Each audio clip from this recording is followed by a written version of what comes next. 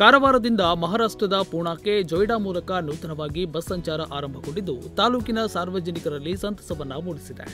ಈ ಹಿಂದೆ ಕಾರವಾರದಿಂದ ಪಿಂಪ್ರಿಗೆ ಹೋಗುತ್ತಿದ್ದ ಬಸ್ ಸಂಚಾರ ನಿಲ್ಲಿಸಿದ್ದರಿಂದ ಪ್ರಯಾಣಿಕರಿಗೆ ತೊಂದರೆಯಾಗಿತ್ತು. ಇದೀಗ ಪೂನಾ ಘಟಕದಿಂದ ಹೊಸ ಬಸ್ ಅನ್ನು ಪ್ರಾರಂಭಿಸಲಾಗಿದೆ. ಈ ಬಸ್ ಸೇವೆ ಜೊಯ್ಡಾ ಮತ್ತು ಸುತ್ತಮುತ್ತಲಿನ ಜನರಿಗೆ ಅಪಾರ ಅನುಕೂಲ ಒದಗಿಸಲಿದೆ. ಕಾರವಾರದಿಂದ ಹೊರಟು ಜೊಯ್ಡಾ, ರಾಮನಗರ, ಬೆಳಗಾವಿ ಹಾಗೂ ಪಿಂಪ್ರಿ ಮಾರ್ಗವಾಗಿ ಪೂನಾವರೆಗೆ ಸಾಗಲಿದೆ. ಹೊಸ ವೇಳಾಪಟ್ಟಿಯ ಪ್ರಕಾರ ಈ ಬಸ್ ಪ್ರತಿದಿನ ಬೆಳಗ್ಗೆ 9 ಗಂಟೆಗೆ ಕಾರವಾರದಿಂದ ಹೊರಟು ಬೆಳಗ್ಗೆ 11 ಗಂಟೆಗೆ ಜೊಯ್ಡಾ ಕೇಂದ್ರ ಸ್ಥಳವನ್ನು ತಲುಪಲಿದೆ. ಅದೇ ರೀತಿ ಬೆಳಗಾವಿಯಿಂದ ಸಂಜೆ 5 ಗಂಟೆಗೆ ಬಸ್ ಬಿಡಲಿದ್ದು ಅದು ಜೊಯ್ಡಾ ಮಾರ್ಗವಾಗಿ ಕಾರವಾರವನ್ನು ತಲುಪಲಿದೆ. ಇದು ಸಂಜೆ ವೇಳೆಗೆ ಸಂಚಾರ ಮಾಡುವ ಸ್ಥಳೀಯ ಪ್ರಯಾಣಿಕರಿಗೆ ಹೆಚ್ಚಿನ ನೆರವಾಗಲಿದೆ.